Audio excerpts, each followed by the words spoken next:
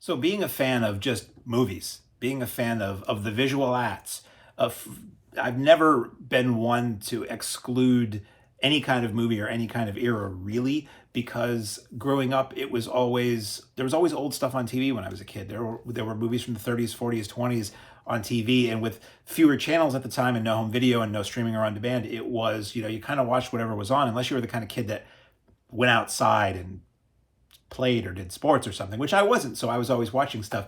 And I came to really enjoy silent movies. Nothing that I was really passionate about, but I never had a beef with them. So when I got this new disc of the Kit Parker Sprocket Vault release of Charley Chase at Hal Roach, The Late Silence 1927, I was excited because I like silent comedy. And I'd seen some other Charley Chase. I'd seen some of his talkies, as they would call them, not long after this. I'd seen some other Charley Chase, and he was an interesting character. Like, there were so many of these comedians who had short subject film series. Now we think, for silence, we think Buster Keaton, Charlie Chaplin. For sound, we think Laurel and Hardy, W.C. Fields, Three Stooges, and not a lot else. But there were a lot of comedy teams and individuals who did stuff. And I'm just fascinated to see this stuff that played right alongside all those other icons, that these people who, for whatever reason, they've just sort of been forgotten. And Charley Chase was a pretty big name in his day, and he also went on to write and direct a lot of shorts for those other people. I think the one Charley Chase I remember seeing, it might have been on one of the Three Stooges deluxe edition sets. It was a short that he was in with Shemp, or Shemp was in one of his shorts, and it was just interesting to see this other Columbia short that starred a guy that I'd never heard of, but it kind of has the wrappings and trappings to feel like the Stooges shorts that I know well. So anyway, we're not talking about that. We're talking about this. Charley Chase at Hal Roach, The Late Silence 1927. This was really fun. This is black and white, 4:3, silent, with newly composed piano soundtrack for all of these. It's 300 minutes spread across 2 discs. The quality varies. Some of it's pristine and looks unbelievable. Some of it is really rough, but they really kind of combed the globe to present as complete a collection as they could of what he did for Hal Roach. If you don't know, Hal Roach Studios was where Laurel and Hardy and Our Gang, or the Little Rascals, originally came from.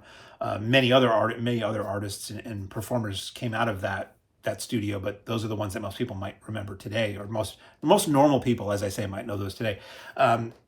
They combed the world over for elements. So sometimes these look really good. Sometimes they look a little doopy. Sometimes there are scenes missing where they have intertitles saying what's missing, or stills. Sometimes they look like a bad YouTube video. It's all anybody can find. The clock is always ticking, and it's always a race against time to preserve older films. And especially when there's just as the years go by, there's more and more and more. And up to a certain point, nobody really did. So it's just cool to be able to see this stuff. And coming from where I came from and how I watched movies for so long, and doing tape trades through the internet and getting 9th generation videotape bootlegs of VHS releases that were kind of smeary, you can kind of sort of see it. I can give a lot of leeway. As long as I can see what's going on, I'm okay. But they're not all that bad. I'm just prepping you that some of them don't look very good, but some of them look amazingly sharp and cool. So it's nice to see them. It's nice to see them at the right speed, because again, when I was a kid, silent film was shot at a different speed than sound film, and a lot of times they would be played back on sound film projectors, and they would be sped up. And that's why you think Keystone Cops, and you think everybody running around too fast, and you think Chaplin shuffling around too fast, and they weren't supposed to look like that. They were supposed to look natural, like 24 frames per second normally does. So these have been corrected. Some of the intertitles and titles, I think, are tweaked in this. Either they're freeze frames or they're recreated, but they try to make them look exactly like they would have back then, which is cool. It's neat to see some familiar bit players in these shorts. Like these names may or may not mean anything to you, but Vernon Dent, who, being a huge Stooges fan, it's always great to see Vernon Dent in anything. A clean-lipped Vernon Dent, which apparently might have been his only Hal Roach short, I think the commentary said. Oliver Hardy and Stan Laurel, when they were working as solo artists, are in these. I think Hardy's in it twice, and I think Laurel's in it once, maybe twice. Eugene Pallette, if you don't know his name, you might know his face, you might know his voice if you like a lot of old movies. He has one of the great, one of the great voices of the black and white era, let's say that. And I believe I identified as a toddler, Weezer from the Our Gang comedies is in this as a very little kid. So I'll tell you what's on these things. I'm not going to break down the plots of all these. Plots are fairly simple, but they're funny. Charley Chase was funny. Charley Chase was a tall, skinny guy with a little, finely trimmed mustache.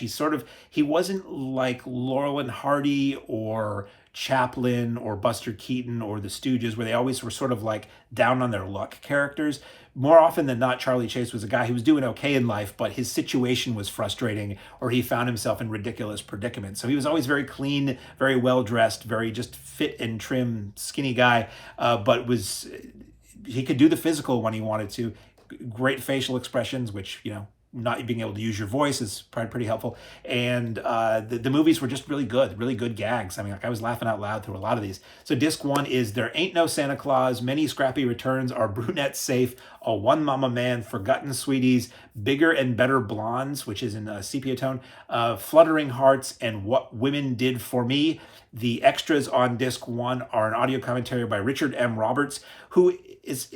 at first I shut it off because I didn't care for his tone. He's very cranky. He really goes off throughout both discs on the commentary about inter-nerds. He actually says F you to internet critics of quality and content and tells them they need to get laid, which I was just like, there's a lot of aggression in the commentary up front, which really put me off. But then I'm like, I kind of want to listen to the whole thing because I like to learn. I like to learn more about these shorts and the people involved. And once that kind of ugly tone dissipates a little bit, it's very abrasive. And also he kind of goes from low mumbling to really loud yelling, which makes it like occasionally an ear-piercing listen because you turn it up to hear what he's saying and then he yells and you're like, whoa, cool it. Eventually he settles down and there's a lot of good info there. And that's true of the tracks on both discs. Disc 2, we have The Sting of Stings. The on-screen title for that is A Treat for the Boys, which looks like it was an MGM reissue. The Lighter That Failed, which is really, the whole thing is about that. It's about a guy who can't light his lighter and the crazy lengths he goes through to get a lighter that works or to make that lighter work. Now I'll Tell One. Apparently only the second reel survives on this one, but it does feature Laurel and Hardy in small roles as a cop and a lawyer. The Way of All Pants. These titles are great. Us, not to be confused with the Jordan Peele movie, Assistant Wives, and Never the Dames Shall Meet. Only a 3-minute segment of this fragment survives, and otherwise it's stills and text explain what the story was. Each of these, for context, are, as I said, silent music accompaniment. They're about 18 to 20 minutes long. That was the average length of a short. Somewhere in that neighborhood, 13 to 20 minutes long, let's say. Bonus features on disc 2 are some extra shorts. The Call of the Cuckoo, which is 4 minutes long, and it's a cameo by Charley Chase in a Max Davidson comedy with Stan Laurel, Oliver Hardy, and James Finlayson. It's ridiculous. Basically, a guy keeps looking out his window, and his neighbors are weird, and it's those guys I just mentioned just doing goofy stuff in the yard. The Merry Widower, that's a full short. That's 18 minutes. It's an Ethel Clayton and James Finlayson commentary. James Finlayson was great. His facial expressions. He was a great guy to have for somebody who gets annoyed or outraged, shall we say. A lot of these people would just specify almost like in one expression.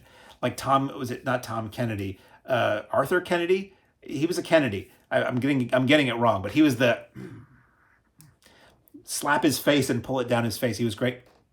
Smile Buttercup Smile, a 1929 Toots and Casper comedy, which is a remake of Chase's Now I'll Tell One, and that's 10 minutes. So you get to see what the Chase version might have been like, because it's sort of like London After Midnight.